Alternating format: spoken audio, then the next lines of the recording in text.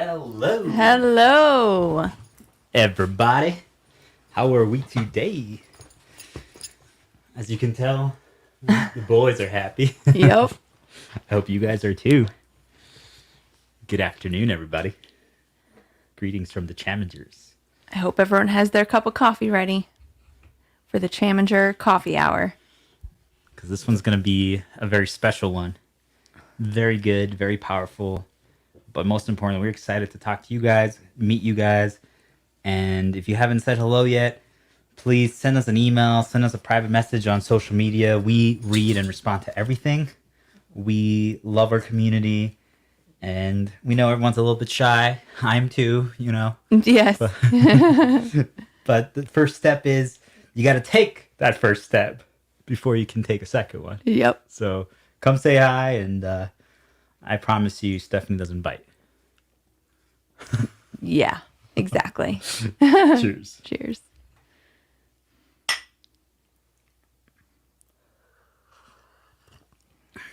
So if you guys just tuned in, welcome to the Chaminger live coffee time. We're going to be doing this every week.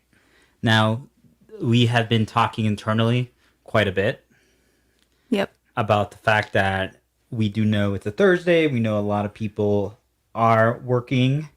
I like how you put that in quotes.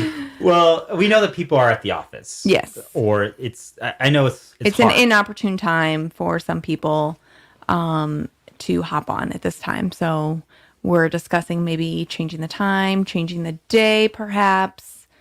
Do you want to reveal more about that, or? Yeah, I think it. I mean, especially as more people start tuning in.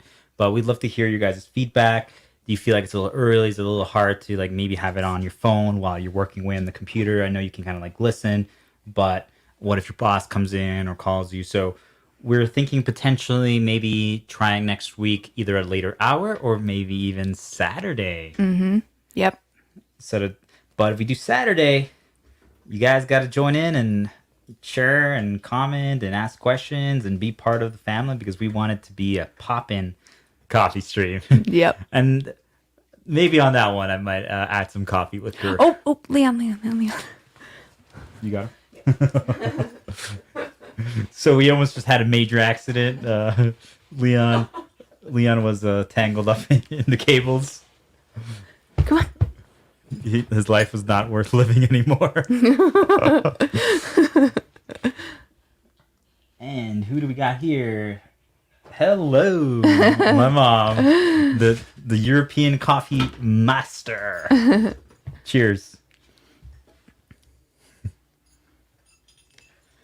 So one thing you guys are going to realize before we get into the stories is that I love cheersing. And I think Stephanie does too. Yep. Because we cheers everything. When she says everything, literally. Yep. A sandwich, a bite that's on a fork, everything. Yep. I think it's just important to celebrate even the small moments, the small wins, because I think too many people are just so hyper-focused on the big things, the big reunions, that they don't really appreciate the everyday little things of life. So. Agreed. Well, as people keep tuning in, again, welcome to the Chaminger Live Coffee. This is a weekly event. Please feel free to say hi. We love your comments. This is an interactive question and answer. And we are, as this grows, we're going to start bringing people on, and they can have their webcam or no webcam and audio and be able to share and participate in the conversation as well. But if you have a question, you can send it privately as well to chamingerx@chaminger.com, or send it to our social media platforms, and we can reply without saying who sent that question. So there's some more anonymity, because we know that this topic of self-improvement, self-esteem, self-awareness, confidence, authenticity, it's a hard topic to embrace when you're trying to start this journey. So we know that it's asking a lot to kind of like reveal to all your friends and family that you might be, listening to stuff like this to gain more confidence or to build yourself back up, especially after this insanely challenging year that we've all had. I mean, I know that we present this brand in a super positive, confident light, but we have had ups and downs in our life and our jobs in the past and all that stuff. So don't be harsh on yourself. We're here to support you, and we appreciate your support.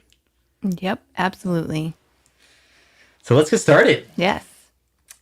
So wanted to start off with our kind of like our hello segment, and that was obviously part of it, and kind of sharing the updates. But wanted to just share a few personal updates because I know we talk about all about keeping the mystery alive and being private, but there's some cool things that happened recently. So how's your arm feeling? Yeah, it's actually feeling pretty good today.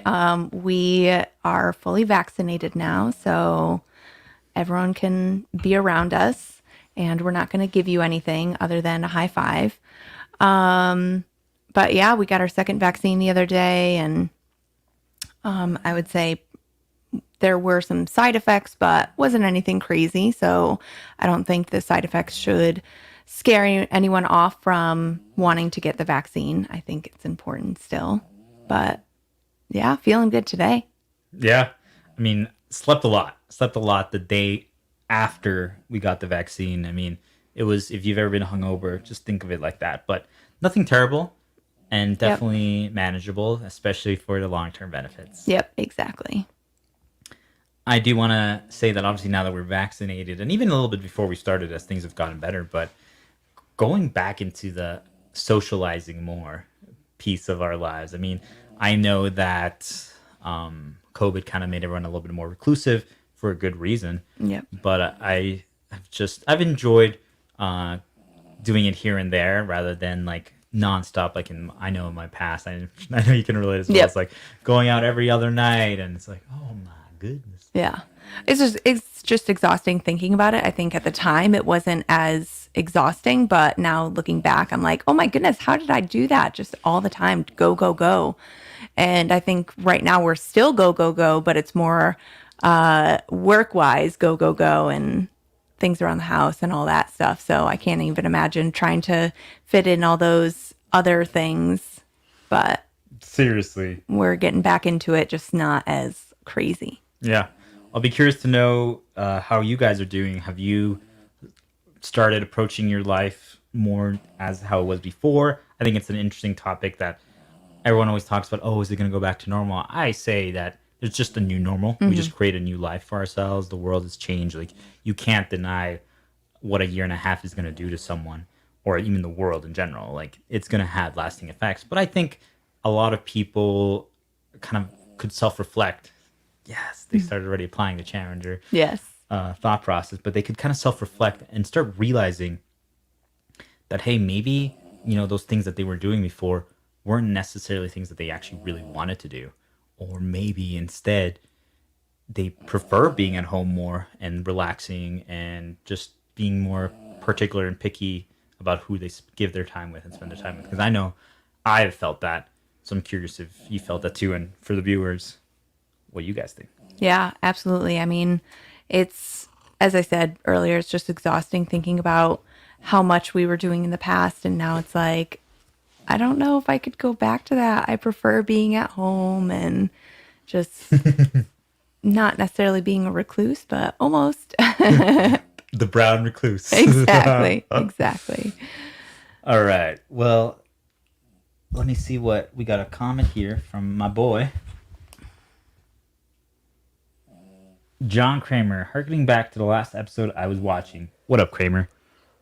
My boss told me I should be working 50 hours a week, and 42 just showed the bare minimum. I told him no, not to set an expectation. Didn't mean to derail. No, man, I love that. Yep. So for the people who weren't here on our last stream, not sure if it was during our coffee stream. Yep, it was. It was. We ended up talking. So if you haven't checked it out yet, please check it out. There were some very powerful conversations that we had talking about boundaries and teaching people how to respect you and so forth, especially at work, even with family and friends. But that's just crazy to think that, you got hired with a certain expectation in mind. Like, hey, you need to do this, you need to do this, you need to do this. And things are going to always change and grow.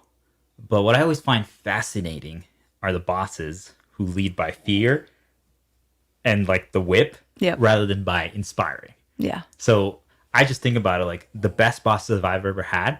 I've wanted to work more for them. I would have gladly stayed an extra 30 hours, not because they wanted me to, not because they needed me to, but because we're working on something together, we're creating something together. I feel part of the brand, part of the loyalty to the business, and but when they're like, "Oh no, you have to do this. You have to be on Beckon's call, and if you don't, give up your entire life for the company, even though we're not going to give you anything extra." Yep. You're going to be like looked down upon and viewed as like a lazy bum. It's like, oh my goodness. I mean, Yeah. I mean, it's different. It's also different when someone's telling you you have to do something versus almost making it not necessarily optional, but just almost just trying to get you motivated to do more. Someone just being like, you have to do this. It's like, it makes me not want to do it. yep, yep, yep. It's always the struggle. I mean, recently I recommend everyone as well to listen to this man Simon Sinek. He has some great quotes and great videos and books. Start with your why and stuff like that. But he always talks about like, hey, it's like leadership, and I just always remember him like saying like, well, if you were parenting, because he relates it back to that, because it's almost like the parent is the leader. Would you tell your kid, hey, don't eat? Let's say they have a snack or a sandwich, like don't eat on the couch. Versus like, hey, let's eat at the table, or you should eat the sandwich on the table, or something like that. It's just different versus don't do this versus hey, you should do this. Yep. And they're going to be a lot more motivated to eat on the table if you're telling them that versus to like, now it's almost like, ooh, why shouldn't I eat on the couch? Got to try to sneak it in. Yep. But I think it's hard though. Like, how do you? So in his case, like he did 40-42. That was the expectation. The boss is like 50 minimum. I mean, how? I guess I didn't work a lot of jobs that had overtime other than my timeshare one. Yeah. So I think that's always a good compromise because it kind of makes it okay. Yep. But what are your thoughts on that? I mean, I was going to say earlier, it's different when the pay is going to be different. So if you are hourly or commission based in any way, that can be almost the incentive. But if you are salary based and there's no additional compensation, then that's a hard ask unless you're incentivizing in some way. And I mean, I know that probably in the past, I would have said, okay, that's fine. But now I'm like, no, not unless there's more in it for me. Yep, 100%. Well, I'm curious what your plan is, Kramer. Let us know. Yeah. And it's cool hearing from you, man. And no derailing conversation. At the end of the day, this is coffee with you guys. We appreciate you tuning in. And for anyone else tuning in, just please feel free to ask a question like this or share a thought, an idea. We love it. I mean, it's really cool to hear other people's experiences because, yeah, it might be easy for us to say, do X, do Y. But then when it actually happens, like maybe your boss just doesn't understand and you get fired. And it's like, well, what do you do now? Well, it probably was a good sign. Yeah, You probably wanted to get out of there, but you know what I mean? Like, so it's cool to hear from other people what has worked and what hasn't. Yep.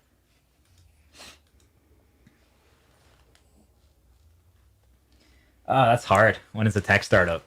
I mean, because just from us right now, Yeah. like in this beginning process, like there's a legitimate grind and putting in the hours, putting in the work, putting in the effort. But I think it's just almost a little delusional from owners and founders and CEOs. I'm curious what you think to expect people who are not founders or who Right. don't have like share or they're not like a shareholder or have stakes in the company to care as much as someone who is. Like, Yeah. Well, I also think that it's important to make your voice be heard, especially early on, because if you just start kind of going with that from the get-go, then that's just going to be the expectation that you are a yes man for the rest of time. So, and then if you switch at some point, then it's going to be like, well, you always would do it in the past. So I think it's important to have your voice be heard early on and not just go with the flow because they say so. yeah, like I get it, but go ahead. No, I get it as well, but also, you have to have your limits too. I really what I just wanted to say was I think the only time it's hard because like you said you have to sometimes at the beginning there's always going to be more work. Or for example, I know my previous sales jobs like during summertime or sometimes it's seasonal. That's when there's more business, so you're going to have to work more. But like in the timeshare industry in Washington during the winter months, there was barely any business. So Right. if you slack off a little then or you don't do as much, that's fine. But in the summer, I was picking up shifts. I was asking for more work because the money was there. So I think there's something to be said about understanding that in the beginning you might have to work extra hours to help it, but it shouldn't be like you You shouldn't have be to, like, guilt tripped into it or like exactly. look Yep. negatively upon if you don't. But it should be something that you'd want to do because you care about the message, you care about the business, whatever it is, and you gladly do it. That's Yep. how I view it. Yep. Or maybe every once in a while your boss is like, hey, dinner's on me or something like that. I mean, it doesn't necessarily have to be something crazy, but just something that they're showing that they appreciate you putting in those extra hours for them, I think is very worthwhile. Absolutely. I also do think to kind of like to start wrapping this up and transition to some of our other updates and stories is I think there is also a time and place for people depending on their position. So what do I mean by that? Let's say it's your first job out of college and you actually were applying to places that you didn't meet the on paper requirements that Yep. they say, oh, this is an entry level job, but you need 10 years of experience. Yep. you know? Yep. And they still got you in, and it's a pretty good company, has a good reputation. You know what? Maybe the first year, put your head down, grind, put in the effort, still demand respect, but work hard. Don't give people a reason to go after you more other than them being assholes, because there's going to be people that are like that. But you put in the work, you put in the effort. Now you start gaining respect, and now you start gaining leverage. And it's really the concept of like managing your leverage, because if you've put in the effort, like let's say he puts in the first year he's there, the startup, 50 hours a week once in a while, but he does it because he's like, hey, I know that we have a new product launch coming up in 2 weeks. I'm going to do this. The boss will appreciate that and will recognize it. Then afterwards, you have the option of toning it down because you've earned it and they should respect it. Or if not, now you can leave and now you have that and be like, well, I worked here and I have options. Yeah. I think once you have options, I think the first job is really the only time where just get some work experience in. And this means anything. Like it could be, working as a server, working in a grocery store, working in a coffee shop, working anywhere. You have to start, right? Yep. And that one kind of like put your head down first. But once you get a little bit, that's when things change. Yeah. I thought someone was actually private messaging us the comment. Like, oh, look at that. Interesting. What do we got here? Respect, man. He's saying that he's a single parent right now, so he really can't. Yeah. And if they don't respect that, it's like Right. Yep. Exactly. My kid comes first. Dog snores. I know. I was going to mention that Cornelius. earlier. Oh, baby corn.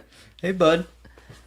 You want to say hello to everyone? He's like, I want to snore to everyone.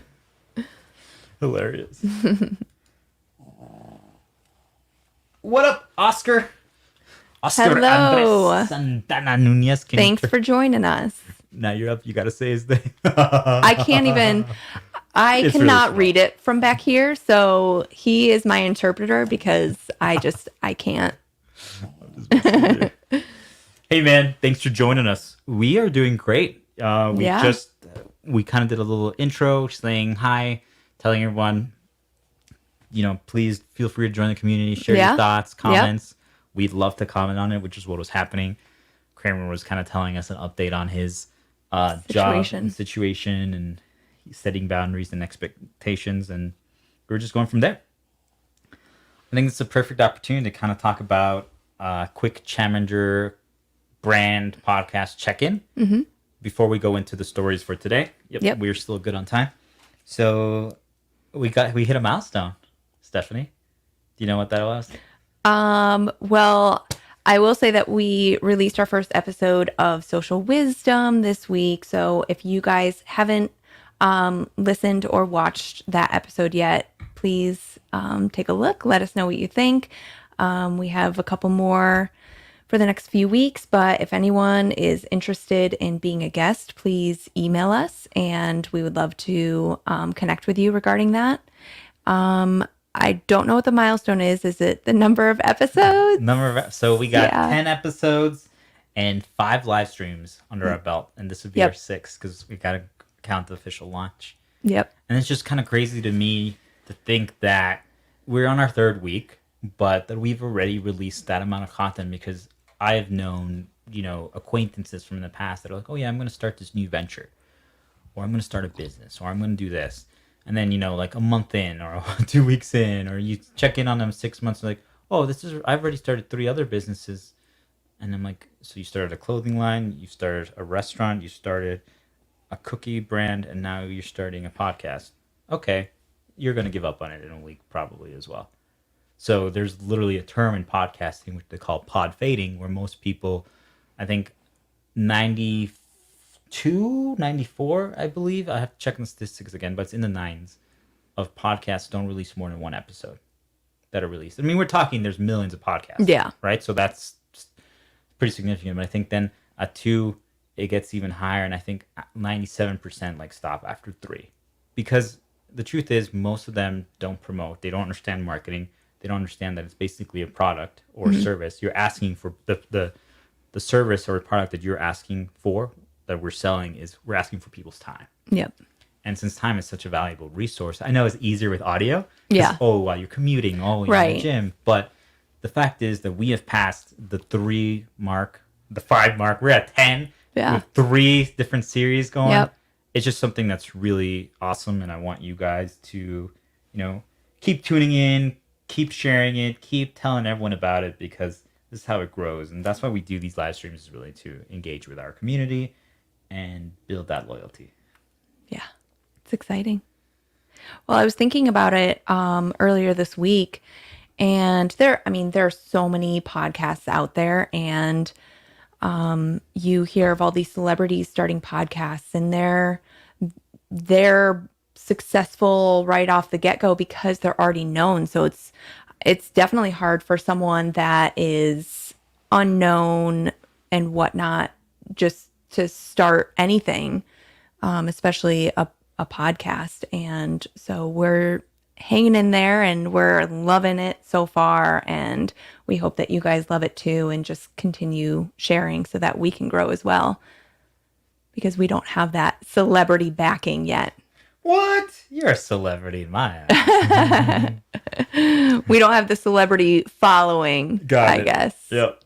This is the one time I regret completely going cold turkey on social media. This is the only downside, I would say, is that basically even people that were good friends of mine in the past, who I just completely had to stop talking to, it's like you have to rebuild that connection and that following and that loyalty and that relationship. So it's work. But really quick, before we then get into the stories, I just want to hear your take on the growth and the posting daily aspect of it, and the marketing branding aspect, because I know that's something I learned about it. I knew about it from my jobs, but I never really had to do it to this extent because I didn't handle my company's marketing. I just had to market myself to my clients. Right. So this is, at least you had that experience, because I didn't really have any experience at all. So it's definitely been something that I've had to learn, and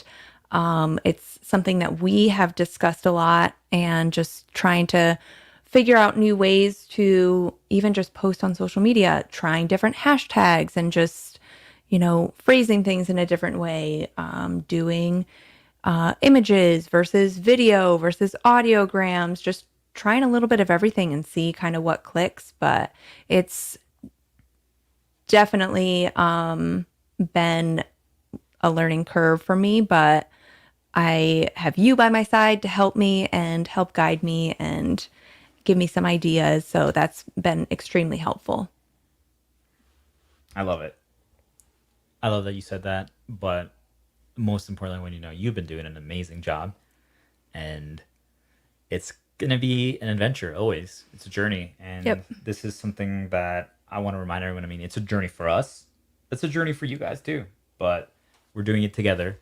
We're building something from zero, and I want everyone to view it as, hey, if you feel like you have like these insecurities, or if you don't feel comfortable enough to be who you always wanted to be, then start the journey and let's work on it. And a year from now, I promise you, if you keep tuning in and you keep interacting and you pay attention to yourself and you self reflect and all these stuff like that, the progress will be evident. So, welcome to the family, and keep tuning in, guys. Yep. So, let's get into the story time. Is there anything else that you wanted to share for updates or things like that? No, I think everything. Sorry, I didn't mean What's to up? interrupt you. I just want to say you can share what's coming out tomorrow, what they should be looking forward to, the next stream. Oh, yes. I thought there was something else. Yeah, tomorrow we have our happy hour live stream that is at 4 p.m. Mountain Time. So make sure that you have your cocktail or mocktail ready and join us for our live stream tomorrow as well. There's going to be more crazy Fabian stories, and maybe I can convince Stephanie to share one of hers. But Ooh. you'll definitely hear more, especially as we're focusing more on that stream about like the socialization aspect and social skills and stuff like that. So you don't want to miss it. 4 p.m. Mountain. Well, let's get into it, huh? Yep. I know that a lot of people have thought that I'm kind of insane in the sense of how open and willing I am to take risks and make big moves. Would you say that many of the people you have met in your life have been pretty risk averse? Yes. Why do you think that is? Well, people are afraid of change. And I think that's probably the biggest thing. And they also feel like they're not good enough to accomplish whatever they are wanting to accomplish. So, whether that's professionally, personally, I mean, just that can be related to anything. But you are good enough. You're better than you think you are. You really are. So, That's very true. excuse me. I wanted to talk about the story, and please interrupt me anytime if you have questions about this story. I would love for it to be conversational. I want to bring it up because I think it's a very relevant example. I left a very high paying sales job. I guess really I should have even just left that part out. It doesn't matter how much I'm getting paid, but I just wanted to give people perspective because a lot of people are like, "Oh, well, I can't leave because my job pays me too much." And I'm like, "No, that's not true. You can. You choose not to." So like that's one aspect of it. But the point is, I did this change during COVID. So, and I did the previous change like when I moved to Colorado. It was during summertime of the timeshare sales industry. I left that job during the part where you make about 70% of your year's money. You know? Yeah. So like in 3 months you make 70% of your year's W-2. And I left during the right before it started. You know? Yeah. Like I think people just need to understand that the moment you start thinking about something like, "Oh, I want to leave my job sucks," or something like that, you need to pause and really be like, okay, like in my mind, if you're already thinking that, it's over. You're ready, like you're 1 foot out the door. Like your boss can convince you or bribe you to come back, but now you're not gonna have the same loyalty or approach, and you can gain it back over time, but it's different. So then the question is, you were thinking about leaving, you wanted to leave, but you didn't. And that's when you start asking yourself, well, why not? And what I found is that most people who are at that point always have a reason. I'm going to start with the word reason, but it's not a reason. They're going to be like, go ahead. It's an excuse. You're like, I've heard this story so much. Well, let's think about it. They're like, oh, well, I'm going to look for jobs after COVID is over because right now it's kind of hard to find a job and I should be happy that I'm just employed. A lot of people are unemployed.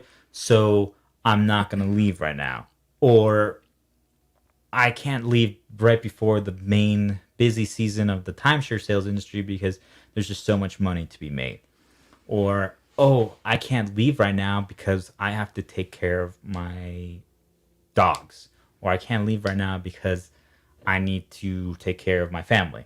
Or I can't leave right now because, et cetera, et cetera, et cetera. There's always a because something, because something, because something.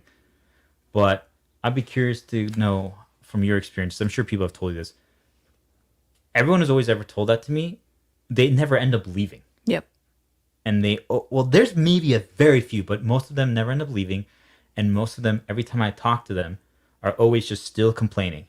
And they're still negative. They're still like, oh my God, this sucks. And I'm like, you've been talking about this for 2 years and you're still doing it. And I'm like, after a certain point, you have to start asking yourself, like, there's always going to be something else. Yep. I mean, I just remember the people who are like, I can't leave right now because I don't know what's going to happen after the elections, like with Trump and like Biden, like that time period. Mm-hmm. Like they were literally saying that the reason why they couldn't change jobs was because of who's president.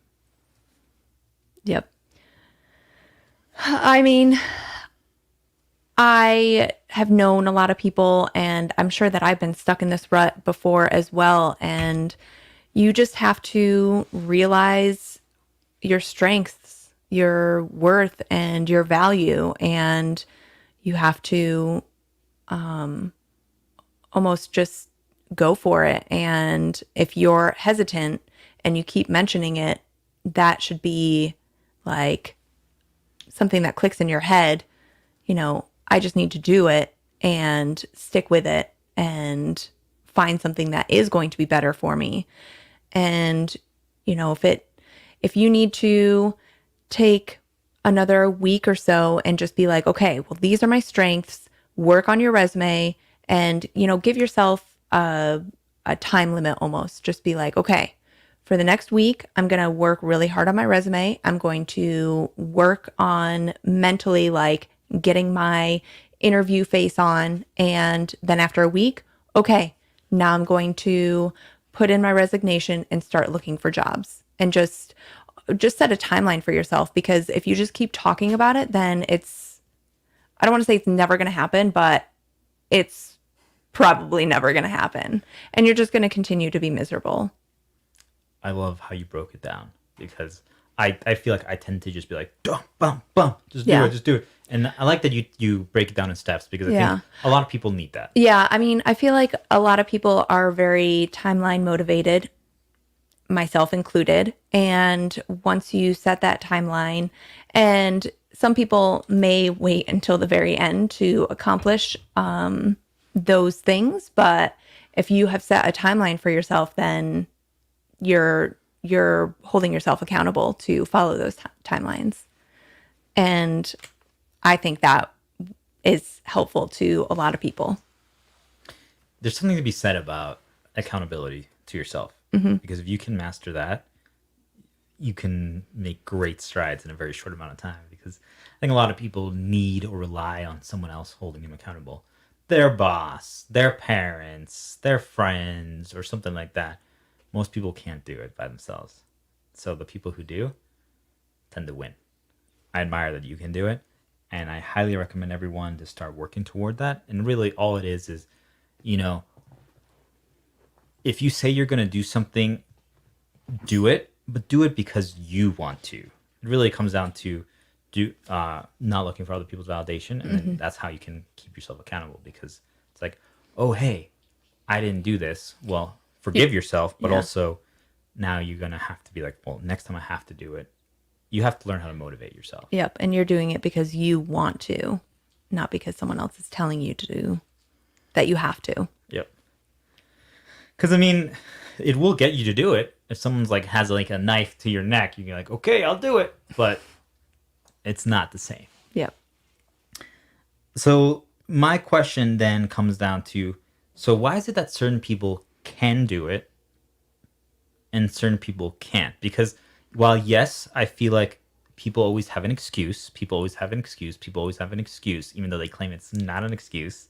It's a very real justification. And there are some realities to it. I mean, I just think back to a lot of people at my last job. How many times throughout the course of the like 3 years or so there, people were saying, oh yeah, I'm going to leave. And some of them are still there. Yep. Still miserable, but still there. And it was always something. And usually it was like, oh, well, I have to take care of my family.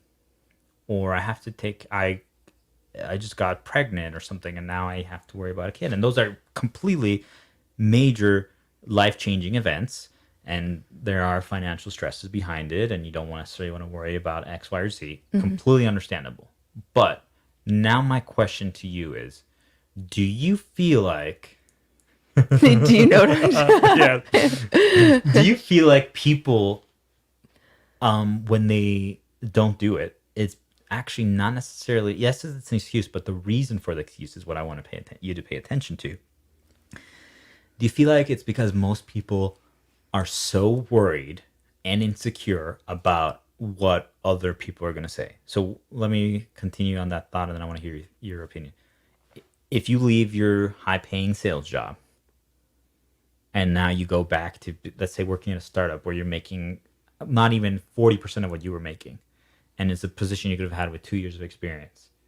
A lot of people are going to view you in a negative light. Like, look at this guy. See, he shouldn't have left. Grass isn't always greener. You can't now get anything better. Told you. So most people are afraid of that, or are they afraid that they can't continue to live their bougie lifestyle where they're just, buying every day. They're ordering 3 foods of takeout, so spending $100 a day on takeout, going to the bar every other night, spending $100 there, and buying 10 things on Amazon a month. Like, now they don't have the humility to lower their quality of life, to be like, oh, hey, it might take me a month and a half of literally getting turned down or turning down jobs or longer to find something I want. I might have to be cautious during that time frame, but I don't find something. Do you think it has something to do with that? Absolutely. I think people get used to living what their lifestyle currently is. And I mean, it's hard to go back to not having those luxuries or not doing all those things, not going on that trip that you were planning, or, because you want to do those things, and those things help boost you up, but it definitely is hard to not have those things. I mean, if it's for a month or a couple weeks, that's one thing. But if it's going to be a little bit longer, that's hard. It's challenging. It is. But you can do it. But you also have to have the mindset that you're ready to do it. Yeah. I think it's short-term versus long-term is the way I view it. Because everyone is just living for like the next... I mean, all we have to say is the statistic that most Americans literally have negative money in their bank accounts. Like, they actually owe money to both. We're not even talking about mortgages. We're not talking about college loans. We're literally just talking about most American families literally have money owed to their credit card. They cannot pay off their full credit card bill every week or every month. Imagine every week going. And so when you're living like that, basically paycheck to paycheck, like, I remember when I did that big risk, when I left my timeshare sales job, people were like, you must be a trust fund baby. Like, I had like probably 10 or 12 people say that to me. Like, you must be a trust fund baby. There's literally no way you have savings. You're a kid. How do you have savings? How can you do that? I'm like, sorry, that was a little deprecating. I just blew my mind. Obviously, I am grateful that my parents taught me money management skills. And I know. Yes. Same. And so thank you, parents. You guys are awesome. That's literally a game changer. But it just made me realize that everyone's just so worried about the next week, the next month. And when you can't view it long term, like, well, what's going to happen if I keep doing this for 5 to 6 months? Where am I going to be? What if I spend 2 months finding a job and turning down jobs, but I finally find I don't say yes to the first one that wants me. I say yes to the first one that we really vibe, we connect. I could gladly go into work every day. It has a great pay. I'm earning more than my previous job. There's room for growth. If I can keep it up, they want me to be promoted in 4 months. Like, you can now, you can see a much better life ahead of you. But so many people would never have waited for that. I mean, what do you think about that? Yeah, I mean, I think a big part of this conversation is also money management. I know Yeah. that we're not necessarily the experts on that, but it, I mean, there are a lot of people that are living paycheck to paycheck. So, big steps like that may be really difficult. But, you're living paycheck to paycheck, but are you working towards not having to live paycheck to paycheck before you leave your job? Like, are you putting money away? Like, maybe don't go out once a week like you normally do, go out once a month and save that extra money. Yeah, that's not going to lead to a lot, but just like little changes like that in order to get you in a good spot and so you can leave and find something new and be okay for a month or so. And let's be real, I think most people try to find something while they're already at their job. Yeah. So like this Yes. this example Yes. is even this is like the challenge mode example. Exactly. Yes. Yes. This is playing the video I game know. on very hard. I know, but sometimes when you are looking for a job, it does become a full-time job. Yes. If you are really, really like gung-ho on it. And as I mentioned before, there are ways that you can maybe do it while you are still working. Get your resume built and ready to go. Get yourself mentally prepared and ready to go. And then once you have those things done, then is the time to take the leap and just be like, okay, 2-week notice. And then you just start applying, setting up interviews. And then if you do put in your 2-week notice, or if you just leave, but if you do put in your 2-week notice, maybe just be like, okay, for these next 2 weeks, I'm gonna take Fridays off or something like that. And something like that, but just reduced hours or something, and whatever is going to work for you, but just work towards getting those interviews set up. And maybe it won't be a full month till you find something that's going to be worthwhile, but find something you're happy with, comfortable with, and you're ready to take on. That's really inspirational. I really like how you break it down. I love the fact that you brought up like interviews and resumes, because I know we have touched upon kind of like one reason why people make these excuses not to take risks, right? It's like almost like that insecurity. They care too much what people think. The second reason, they don't have the humility to like take a few steps back and maybe not have their amazing, expensive lifestyle that they were living.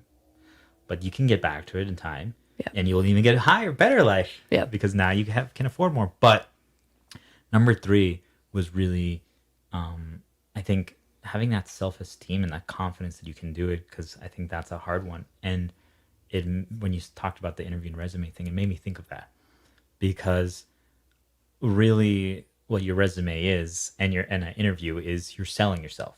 Yep. I kind of want people. And I love that you say that, because I've never thought of it that way before until you started saying that. And I'm like, oh my goodness, it really is. It really, really is. And it's just crazy because when you mentioned that, I was like, oh wow, that's actually a really cool way to think about it, because then it almost makes it easier to do those things. Mm-hmm.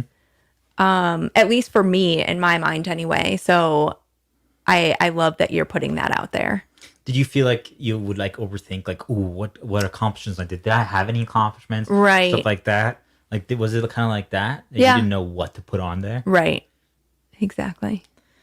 Because it's like, they want to see your past job experiences and what your like merits have been, but not necessarily your even just like a small accomplishment or something that you're good at, like training people. I know that we talk about that a lot, but it's a lot less intimidating to think that it's just selling yourself. Yeah.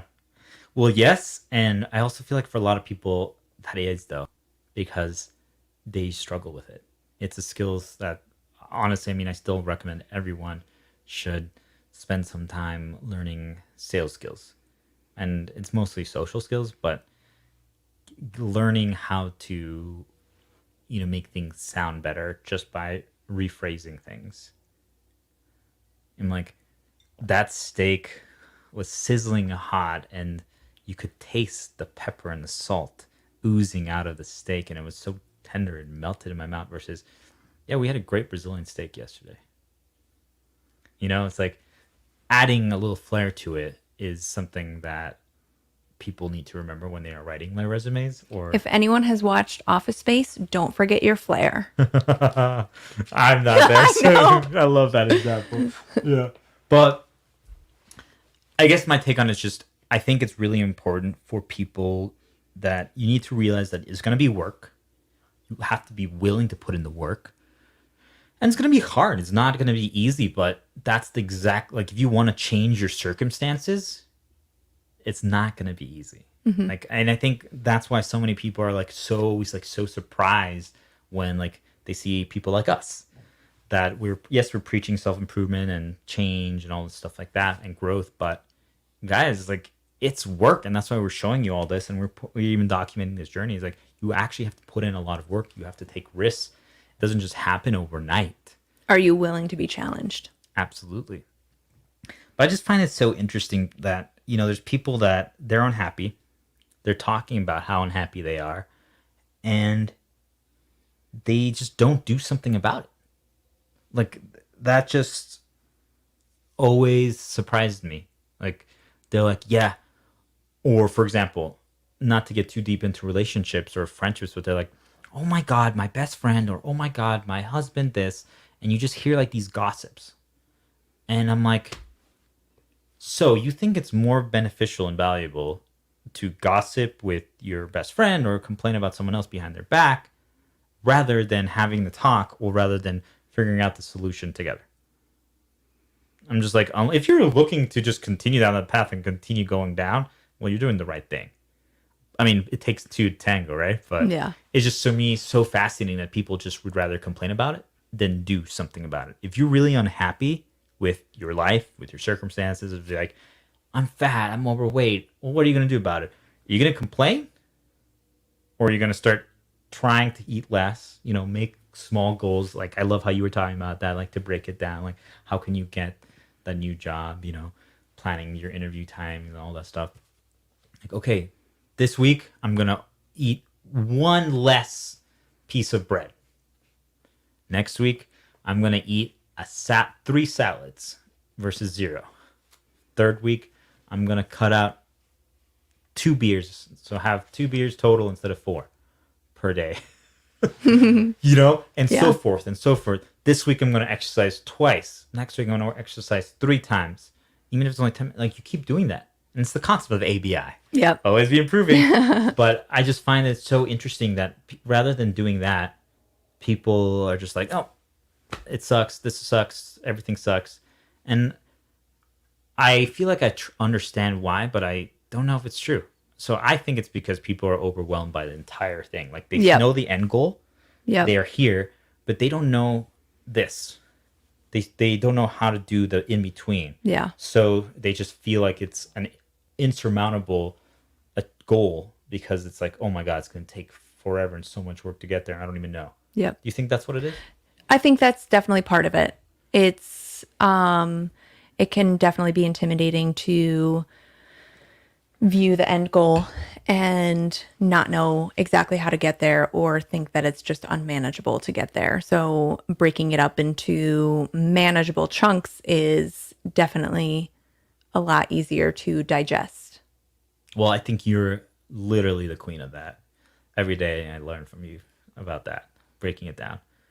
You are so good at that. And I mean, I need to do that for myself. It's just easier for me to visualize and be able to get to that end goal, whatever it may be. Yeah.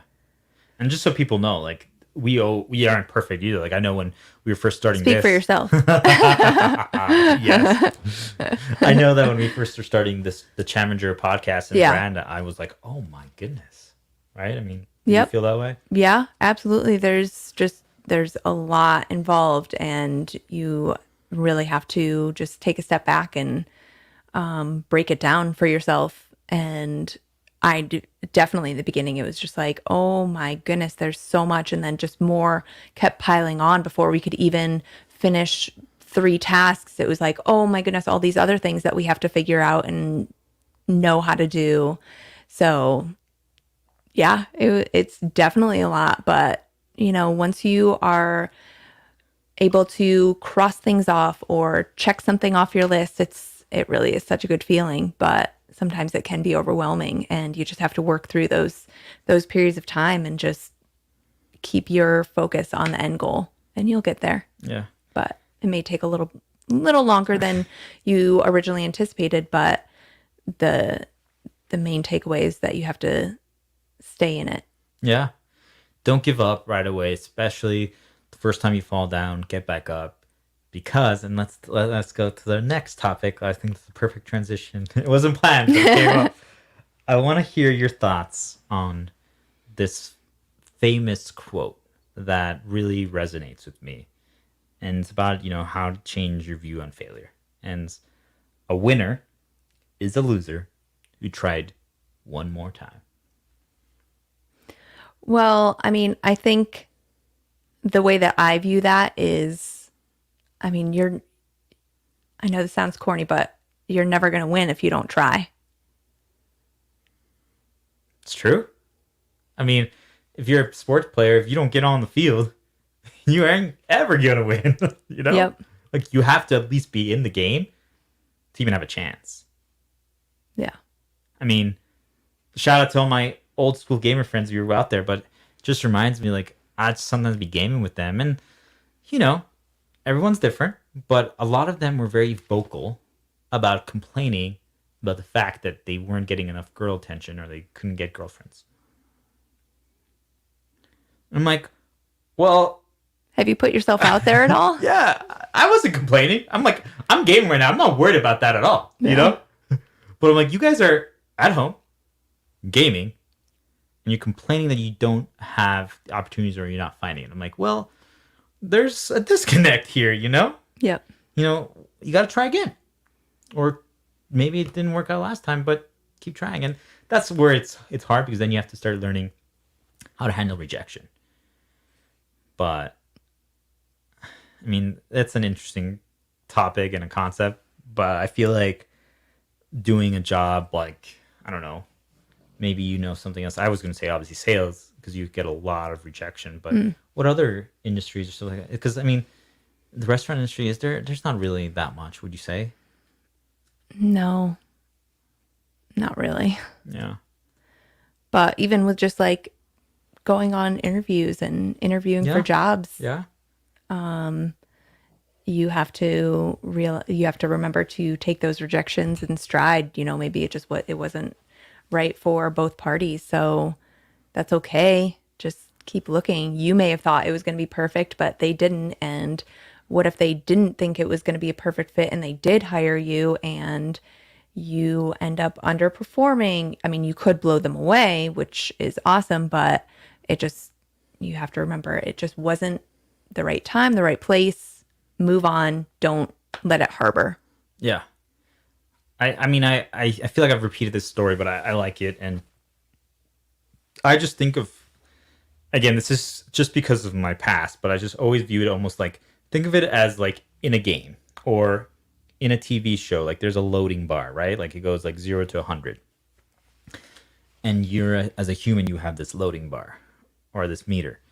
And it fills up or goes down, even in some negatives, every time something happens. So let's say you're in an interview. And that first interview you were super nervous. You haven't interviewed in 2 years, or let's say 10, because you've done the same job for 10 years and you haven't interviewed, right? So the first interview you're going to do doesn't matter if you were literally the best at Yeah. You're going speaking. to be a little rusty. Yeah. So that first interview, you were at 0, or maybe even let's say negative like 20. Yep. So then you did it. It went pretty well. You it was a 2-person interview, so you had 2 people. One person liked you, the other one didn't, so you didn't end up getting it. But you know what? You're like, oh hey, wow, that person really did resonate with me, and they wanted me, but the other guy was the final decision maker and said no. So, okay, guess what? Now you gained a little confidence. Yeah, you got knocked down, but you're like, are you going to try again, or you just okay? That's it. I got to stay on my job. There's no way I can find another job. You know. Yeah. So you try again. You go to another interview. And this time now you start perfecting your story. And this is going to lead us into the journaling thing.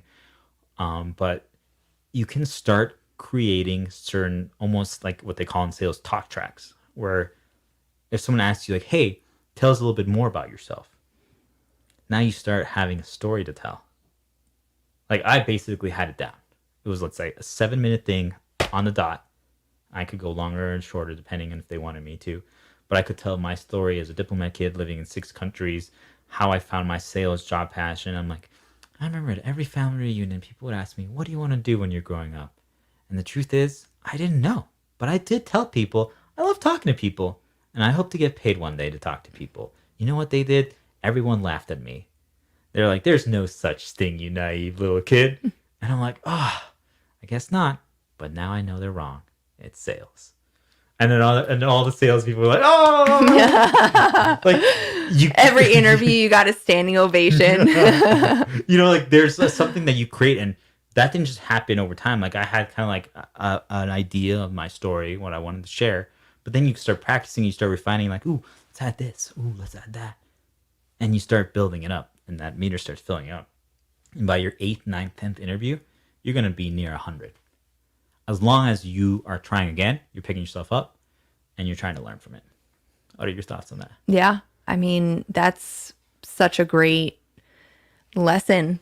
I mean, if at first you don't succeed, try again, and just keep learning what you could do better, and eventually it'll click and it'll work. Yeah.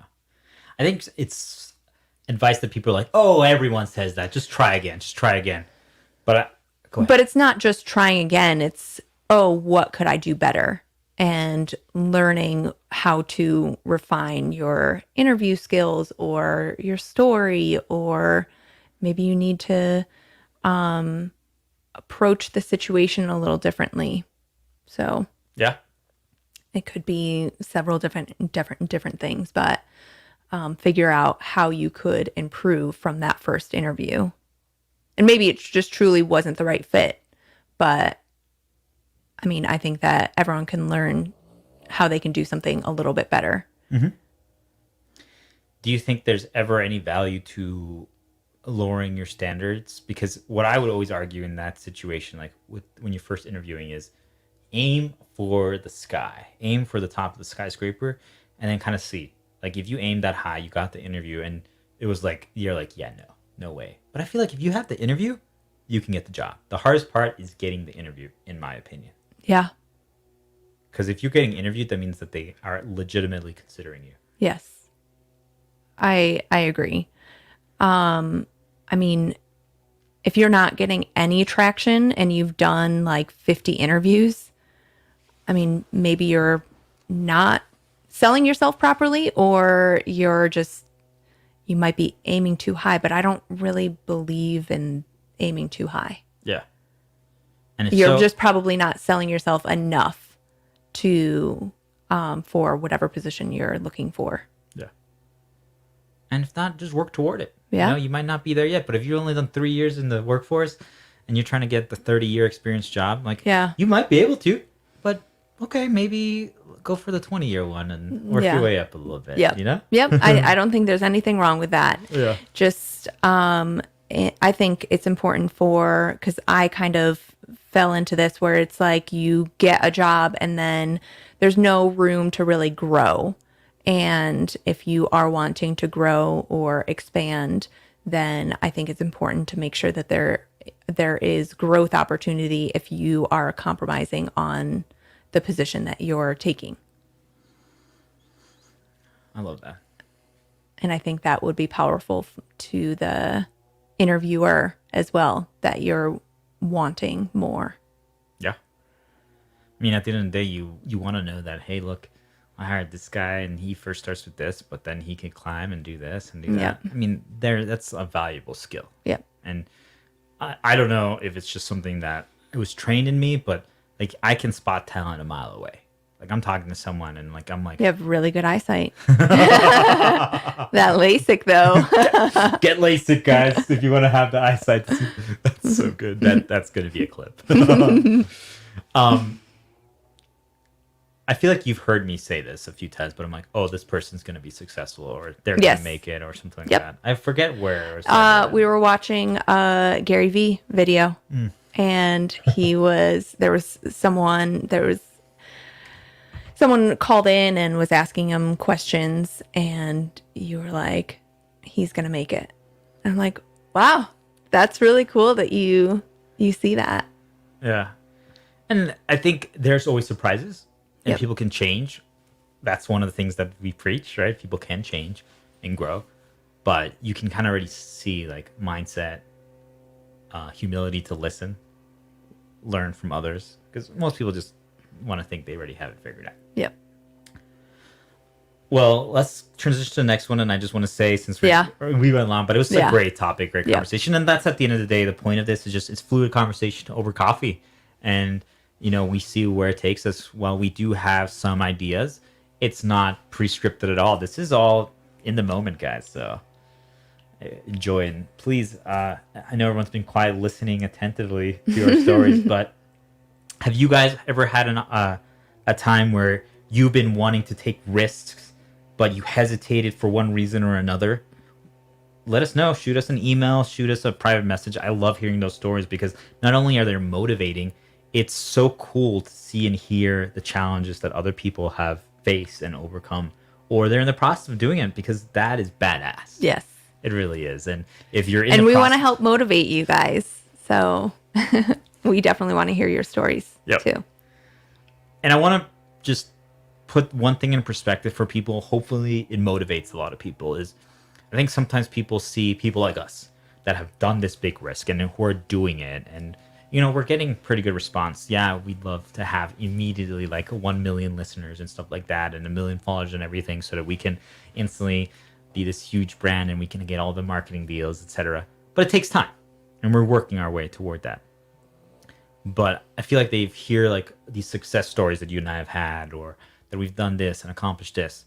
But the one thing that, I mean, I try to share it a lot, and I think you've been doing that as well, talking about, hey, well, no, we had this problem and we overcame this challenge and we did this. To get where we are today, we failed a lot. Like I failed so much. I had so many blunders. I had so many bottom of the barrel in the dark. I fell into the pit and I couldn't climb my way out, and it took a lot of hard work and, you know, sweat and tears and blood and Oh my. lost fingers.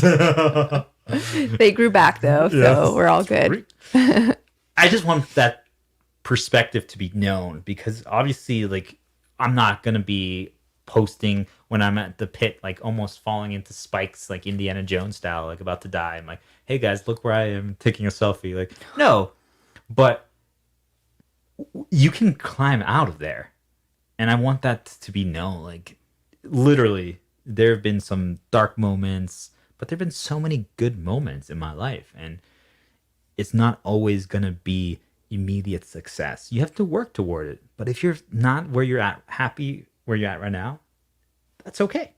That's okay. And I just want people to realize that you're not going to make it overnight. Yep. And as long as you are #ABIing, always be improving, you're going to get there. Yep.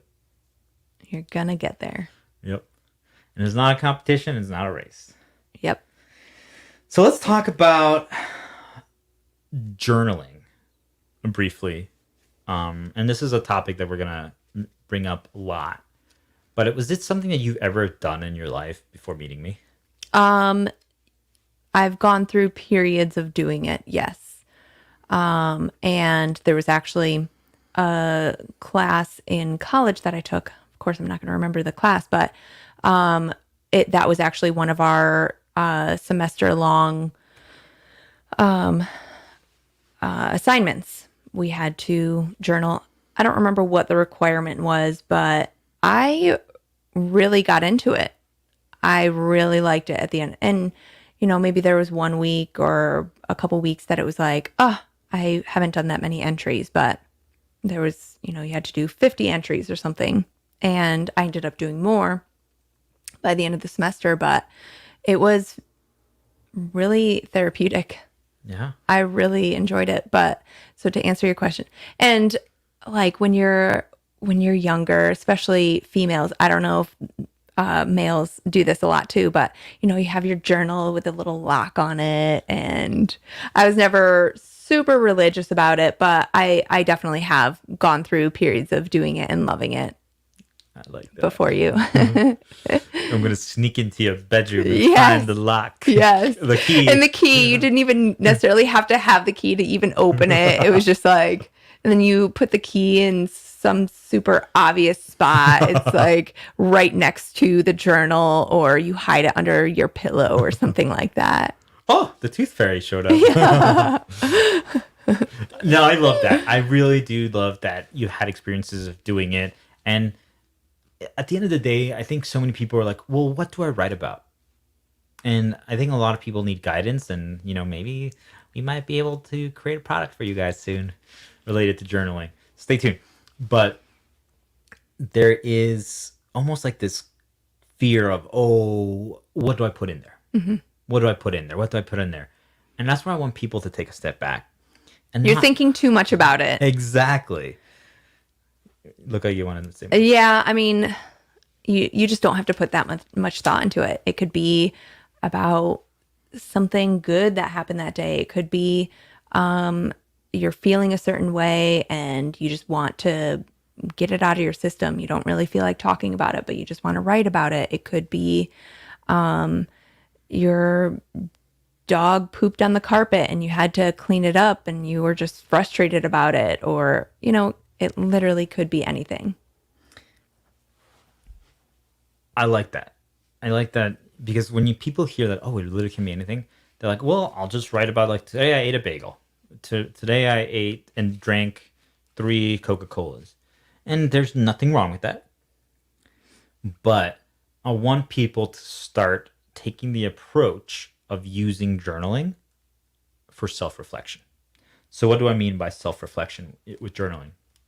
We're not even getting into the positive self-affirmations yet. Yep. So I was surprised, and this is, I think a lot of people can relate to this, and I know you can too, because you were the one who kind of really told this to me. It's like, most people don't view the world or think the way I do.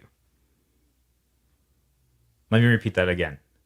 Most people don't view the world or think the way you do. Doesn't matter who it is. Everyone is different. Mm-hmm. Just because we've had different pasts, different life experiences, we view things and think about things differently. So, because of my life and because of the challenges I've overcome and because I've become very introspective and I analyze things, and it was a way for me to survive in foreign territory, I had to figure out like the best approach. So you start paying attention. You're like, okay, well, that's the bully. That's the guy to get into the crowd right there. So if I buy him a shot, or if I give him a present, then he'll let me into the group, and then I can be friends. Like, literally, these are things that I was doing since I was like a kid. Most people don't have to do that, right? So I'm already starting to view things differently. So something happens. Let's say I go to the grocery store, and all of a sudden I'm getting stopped by like 10 people every aisle. And I'm like, well, what I would write down is like, today I got stopped so much in the grocery store for some reason. You could stop there, but then you have to ask yourself, well, what was different today? Oh, I showered today. That's what's different. Exactly. But literally, like, it doesn't matter what it is, but that's when you start thinking about it. You actually paused and you thought about that. Because so many people are like, yeah, man, I got stopped 10 times in every aisle. And you know what? And they leave the story there. And I'm like, well, why do you think that is? That's the next question that you need to ask. Well, why do you think that is? Once you start doing that, that's where it gets interesting. Because, for example, um, you called your mom or dad, and they made a comment about your new hairstyle, and basically they're like, "Oh, you changed your hair? I liked your old hair better." And you kind of like, well, first of all, why did they say that? Sharing their opinion, but like, really? You didn't need to share that. Second of all, now you felt kind of bad. Like, you're like, maybe I shouldn't have got my hair cut. And like, maybe you loved it, but still, people that you care about said that to you.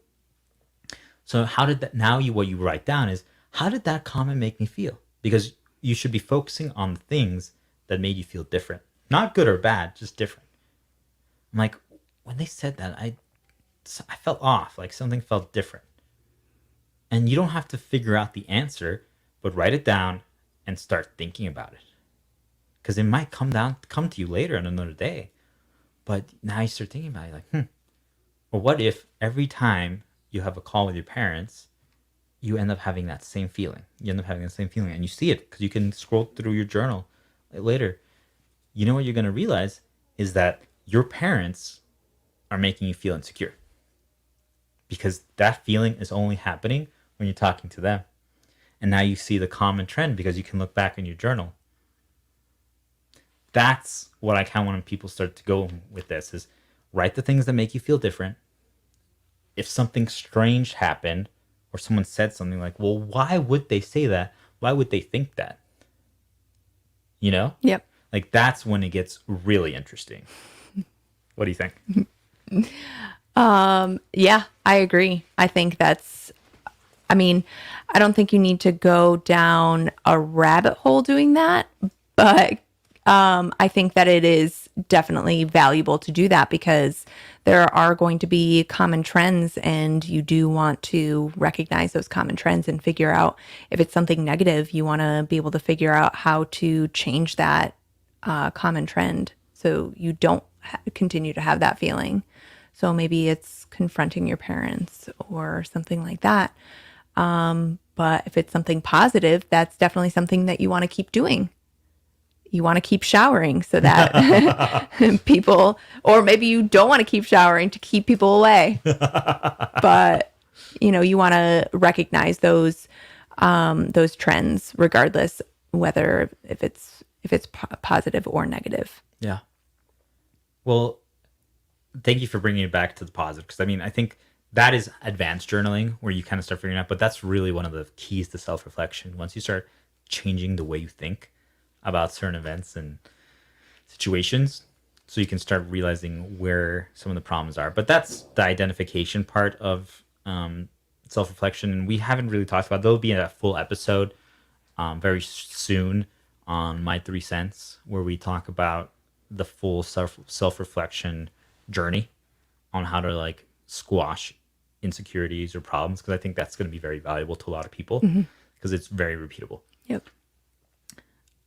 I just highly recommend looking at the positive. What you said is journaling can be used to start figuring yourself out. Not that was more like your problems or the issues, but who you are. So what I would do is I would write down things you like, foods, music. How do you like to spend your time? Oh, I like reading books. I like reading, mystery novels. Yeah, exactly. Were you going to say the same thing? I was gonna say first like thriller, or like, and then I was like, no, mystery, like murder, stuff like that. Yeah, Got it. But I was thinking mystery. Yeah. What relaxes you? Like the songs. Like, oh, I really enjoy listening to like classical music. Sleep music. Yeah. Hello, my Spotify. And then this is really the test for everyone that I'd highly recommend is start writing things that you're good at. And unfortunately, I know a lot of people are going to be like, well, I'm not good at anything. And I'm going to stop you right there. You are. And that's when you need to start writing things down. Positive self-affirmations. And it's not things that you might not believe, but maybe someone told you something. Maybe someone said that you have good fashion sense. Maybe someone said that you are really good at, making hairstyles or cooking, or you're good at baking cookies, or you're good at your job or you're good at organizing papers. It doesn't matter what it is. Start writing those things down. Anything. And if you haven't got a lot of compliments or people pointing things out, that's okay. Start writing down things that you wish you thought you were. So, for example, if you always wanted to be good at public speaking, like, well, I want to be good at public speaking.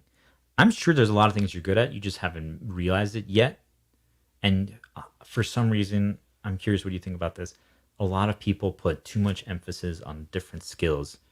Like they're like, oh, well, public speaking is the most important thing to be good at, and I'm good at art, so they're not comparable. Do you feel like that's the case? I don't really know. I mean, I know that people may have different goals and, someone that is an artist, maybe they're more reclusive and they may not be public speaking as much, but they may have that goal. And so then they're looking at it and they're like, oh, I could never do that. But you just have to work towards that. I don't think that really answered what you were saying, but I think it does in a way. I think that everyone should have their own goals. You were kind of giving the solution. Like you can want something. We always want what we don't have.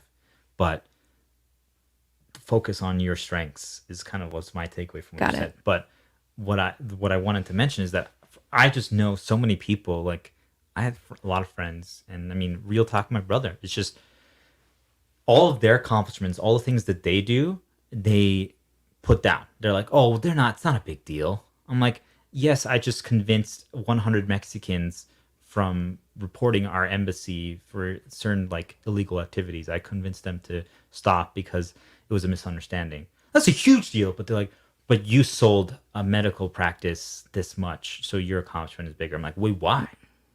That they don't realize that what the things that they do, doesn't matter what it is still beneficial and a good thing. That's what I'm kind of going at is like, I just know so many people are like, oh, well, my accomplishments pale in comparison to yours. I'm like, no, they don't. They're just different. yeah. And I think that's such a hard realization. Like, for example, if you're a graphic designer and now you made, or you edit videos, stuff like that, and you made the intro for Chaminger, just because we're doing the podcast and you did the intro, doesn't mean your accomplishment is less. Like, you made an amazing intro. Awesome. But I feel like so many people are like, well, it's just 5 seconds of the thing. I'm like, no, it's an important 5 seconds. And I think that's just guilty. Yeah. I mean, it's hard to realize even just something little, it can be a cool or good accomplishment. Yeah. Well, start journaling, guys, to start figuring yourself out and, write down the positive things, even if it's a small thing, because it had an impact. And what you're going to start realizing is you're going to start creating your narrative for yourself. And this is probably the key, because I feel like so many people live in the past for their narrative. And they're like, well, that's who I was like 5 years ago. And that's what everyone kind of knew me as. Like, I'm the party guy who hosts parties on the rooftop in Seattle. And I drink a lot and it gets crazy. Is that going to be my life story for the rest of the time? No. Only you can create your story. So you can also change it. Yeah. But you're in the driver's seat.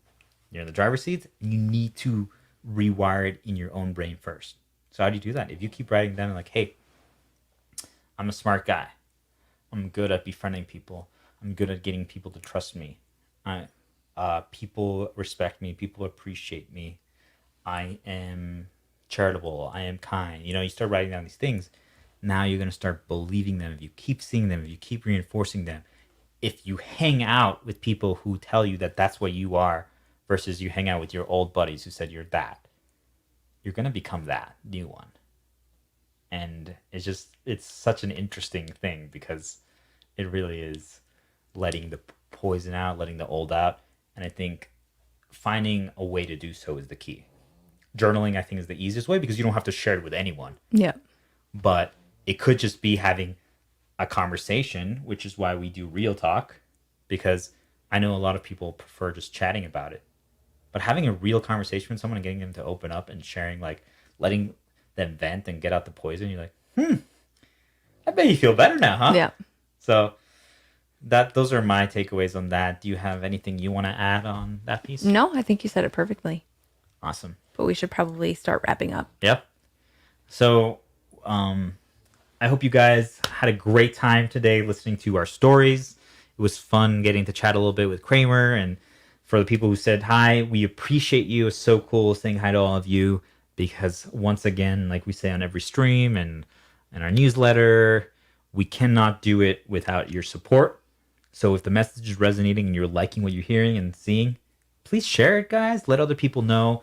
At the end of the day, we're just looking to help other people grow and improve their lives because it's gonna be a hard recovery year, especially after everything we've gone through with COVID. So we can all come out stronger in the next year. Exactly. Anything that our viewers should do and check out? Well, first of all, tune into our live stream tomorrow. The happy hour live stream starts at 4 p.m. Mountain Time. And if you haven't done so already, sign up for our newsletter. It kind of gives you a snapshot of things that happened in the past week and things coming up for the next week. So we would love for you guys to stay tuned and sign up for that newsletter. Absolutely. Don't worry, we don't spam you guys. Not yet, anyway. It's just a weekly newsletter, though. Yep. Just making sure you guys know what's happening in the Chaminger universe. Yes, exactly. And finally, for those who haven't heard about it yet, we do have a donation platform, which we're going to be growing to also have commissions and memberships and stuff like that down the road as we build more on the business side and growing our products and all that stuff. But that's all in the works and coming soon. But you can check out, I'm going to type it in there, Coffee. Do you want to tell them a little bit about it? Yeah, I'm just so typing in. Coffee is our donation page. It's spelled KO-FI, and you can go on there at any time, and it's called Buy Us a Coffee, and it's, whatever denomination or amount that you can afford. If it's just a couple dollars, we honestly appreciate everything. We're here for you guys, but we also need you to be here for us too. And if you're able to just send us a couple bucks, we greatly appreciate everything. So go on there, check it out. And if you're able to, we appreciate anything that you can contribute. Yep. Otherwise, we won't have coffee for our next stream. Exactly. We need our coffee. Otherwise, it's just going to be live water with the Chamingers. Oh, no. But yeah, we appreciate you guys so much. And make sure, if you haven't already, subscribe to our podcast directories on Apple, Spotify, Google, whichever one you use, on YouTube. Follow us on social media. We appreciate it. Let your friends know about us. And we'll see you tomorrow. Be you. Be free. Stay amazing. Chaminger.